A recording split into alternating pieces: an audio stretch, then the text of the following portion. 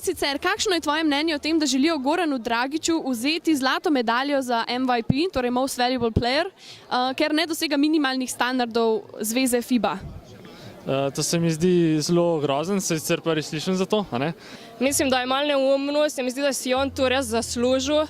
Če vzeti naslov MVP-a Most Valuable Player, zaradi tega, ker ne dosega minimalnih standardov. Sicer res, da včeraj nisem imel interneta prižganega nič kaj, ampak a to res, ali kaj?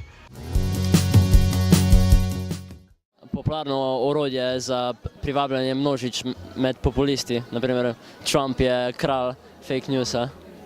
Just believing anything that is said to them if it's kind of said with the right way, so...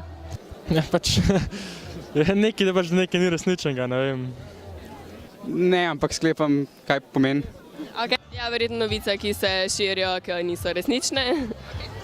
Pač to pomeni, da je določena novica, ki ni resnična in da je nekdo načrtno širi. Jaz si pa to predstavljam nekaj, ko nam mediji podajajo, kakor samo en del realnosti.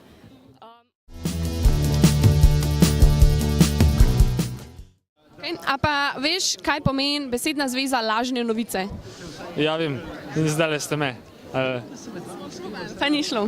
Fant je vedel, da ni res. Yes, you really got us. Ljudje skoraj prehitro, da gremo za takim šokantnim novicam.